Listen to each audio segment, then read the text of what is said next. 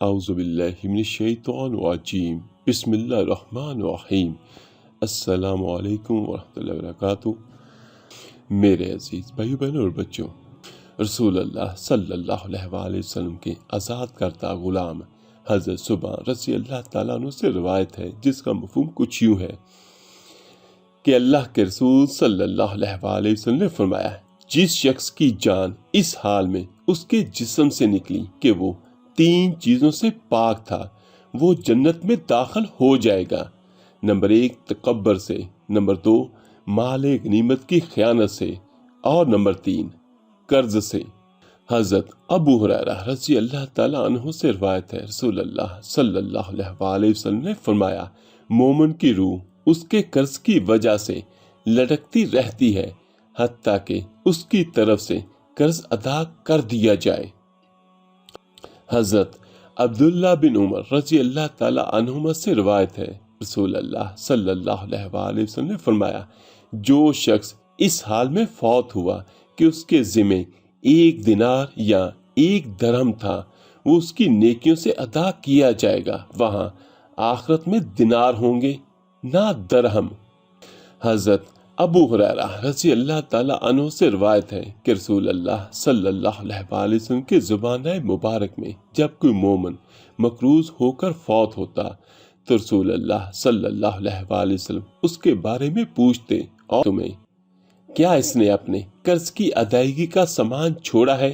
اگر لوگ کہتے ہاں تو آپ صلی اللہ علیہ وآلہ وسلم اس کا جنازہ پڑھاتے، اور اگر لوگ کہتے نہیں تو آپ صلی اللہ علیہ وآلہ وسلم فرماتے، اپنے ساتھی کا جنازہ پڑھ لو۔ جب اللہ تعالیٰ نے اپنے نبی کو فتوحات اور غنیمتیں عطا فرمائی تو آپ صلی اللہ علیہ وآلہ وسلم نے فرمایا، میں مومنوں سے ان کی جانوں سے بھی زیادہ تعلق رکھتا ہوں، اس لیے جو کوئی مقروض فوت ہوگا تو اس کے قرض کی ادائیگی میرے ذمہ ہے، اور جو کوئی مال چھوڑ کر فوت ہو جائے تو وہ مال اس کے وارثوں کا ہے۔ حضرت عبداللہ بن عمر رضی اللہ تعالیٰ عنہما نبی کریم صلی اللہ علیہ وآلہ وسلم سے بیان کرتے ہیں، رحم کرنے والوں پر رحمان رحم فرمائے گا، تم اہل زمین پر رحم کرو، آسمان والا تم پر رحم کرے گا۔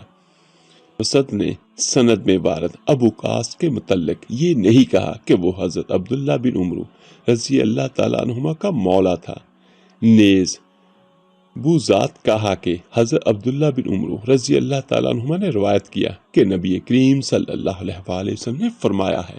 حضرت ابو ہریرہ رضی اللہ تعالیٰ عنہ کہتے ہیں کہ میں نے اس حجرے والے یعنی حضرت ابو القاسم صادق و مصدوق صلی اللہ علیہ وآلہ وسلم سے سنا ہے، آپ فرماتے ہیں، کسی بدبخت سے ہی رحمت چھینی جاتی ہے۔ حضرت عبداللہ بن عمر رضی اللہ تعالیٰ عنہ بیان کرتے ہیں، نبی کریم صلی اللہ علیہ وآلہ وسلم نے فرمایا، جو ہمارے چھوٹوں پر شفقت نہ کرے اور ہمارے بڑوں کا حق نہ پہچانے، وہ ہم میں سے نہیں۔ حضرت تمیم داری رضی اللہ تعالیٰ عنہ بیان کرتے ہیں، رسول اللہ صلی اللہ علیہ وآلہ وسلم نے فرمایا، دین نصیحت خلوص و خیر خواہی کا نام ہے، دین نصیحت کا نام ہے، دین نصیحت کا نام ہے۔ صحابہ نے پوچھا، اے اللہ کے رسول صلی اللہ علیہ وآلہ وسلم، کس کے لیے؟ آپ صلی اللہ علیہ وآلہ وسلم فرمایا، اللہ کے لیے، اس کی کتاب کے لیے اور اس کے رسول کے لیے، اہل ایمان کے آئم و احکام اور عام مسلمانوں کے لیے، یا کہا کہ مسلمانوں کے آئم و احکام اور عام لوگوں کے لیے۔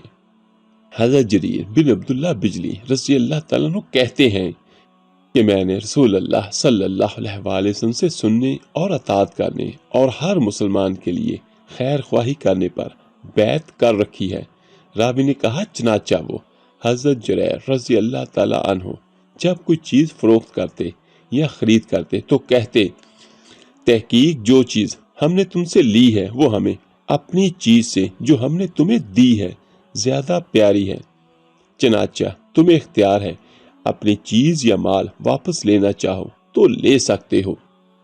حضرت ابو ہریرہ رضی اللہ تعالیٰ عنہ بیان کرتے ہیں، نبی کریم صلی اللہ علیہ وآلہ وسلم نے فرمایا، جس نے کسی مسلمان سے دنیا کا ایک دکھ دور کیا، اللہ عز و جل اس سے قیامت کے روز کا ایک دکھ دور کرے گا، اور جس نے کسی مشکل میں پڑے شخص کے لیے آسانی کی، اللہ اس کے لیے دنیا اور آخرت میں آسانی کرے گا، اور جس نے کسی مسلمان کی پردہ داری کی تو اللہ عز و جل دنیا اور آخرت میں اس کی پردہ داری کرے گا۔ سبحان اللہ۔ اور اللہ عز و جل اس وقت تک بندے کی مدد میں رہتا ہے جب تک کہ بندہ اپنے بھائی کی مدد میں رہے۔ امام ابو داؤد رحمۃ اللہ فرماتے ہیں کہ عثمان بن ابی شیبہ نے ابو معاویہ سے یہ جملہ روایت نہیں کیا، جس نے کسی مشکل میں پڑے شخص کے لیے آسانی کی۔ حضرت حذیفہ رضی اللہ تعالیٰ عنہ نے بیان کیا کہ تمہارے نبی صلی اللہ علیہ وآلہ وسلم نے فرمایا ہے، ہر نیکی صدقہ ہے۔ حضرت عبداللہ بن عمر رضی اللہ تعالیٰ عنہ سے روایت ہے، رسول اللہ صلی اللہ علیہ وآلہ وسلم نے فرمایا، سب ناموں میں سے عبداللہ اور عبد الرحمن اللہ عز و جل کو بہت ہی پیارے ہیں۔ سبحان اللہ۔ میرے عزیز بھائیوں بہنوں اور بچوں، یہ دیکھیے کہ اس والی حدیث میں ہمیں کیا سبق ملتا ہے۔ آج کل لوگ تکبر سے بھی بھرے ہوئے ہیں اور قرض کی وجہ سے بھی۔ میرے عزیز بھائیوں، یاد رکھیے گا جس طرح آقا کریم صلی اللہ علیہ وآلہ وسلم نے فرما دیا کہ وہاں پر نہ پیسہ ہوگا، نہ ریال، نہ کوئی چیز، تو نیکیاں ہوں گی، اور نیکیوں سے ہی کسی کا قرض ادا کیا جائے گا۔ اور آج کے دور میں لوگ تکبر کرتے ہیں۔ تکبر کس چیز کا؟ آج نہیں تو کل ہم نے مر جانا ہے۔ تکبر اس چیز کا ہوتا ہے کہ اگر وہ ہمیشہ رہے۔ ایک بات یاد رکھیے گا، صرف تکبر اللہ کی ذات کو ہی سجتا ہے، کیونکہ وہ شروع سے آخر تک قائم و دائم ہے۔ کیونکہ اللہ پاک کی ذات شروع سے لے کر آخر تک قائم و دائم ہے۔ اسے نیند نہیں آتی، اسے اونگ نہیں آتی، اس کے کانے بھرے ہوئے ہیں، وہ موت سے پاک ہے، وہ ہر بری چیز سے پاک ہے۔ اللہ تعالیٰ رحیم ہے، رحمان ہے، کریم ہے، کرم کرنے والا ہے۔ تو سب سے بڑی بات، قرض جس طرح بھی ہو، سب سے پہلے تو یہ بات کہ قرض کبھی نہ لیں۔ اگر خدا نہ خواستہ، اللہ نہ کرے، کبھی کوئی ایسی بڑی ضرورت پڑ گئی تو قرض اپنی زندگی میں جتنی جلدی ہو سکے معاف کریں۔ اور یاد رکھیے گا کہ ایک واضح طور پر فرمان بھی میں آپ کو بیان کر دیتا ہوں، جس کا مفہوم کچھ یوں ہے۔ یہ دیکھیے کہ شہید کی ہر چیز، ہر گناہ اللہ پاک معاف کر دیتا ہے، لیکن شہید کو بھی قرض معاف نہیں ہوگا۔ حالانکہ سب سے بڑی چیز کسی شخص کے پاس اس کی جان ہوتی ہے، لیکن جس بندے نے یا اللہ کی بندے نے یا اللہ کی بندی نے اپنی جان اللہ کے سپرد کر دی، ہمیں قربان کر دی، تو اس سے بڑا کیا ہوگا، لیکن قرض اس کو بھی معاف نہیں ہے۔ اور یاد رکھیے گا، جو بندہ قرض لیتا ہے واپس لوٹانے کے لیے تو اللہ تعالیٰ اس کے اسباب بھی بنا دیتا ہے۔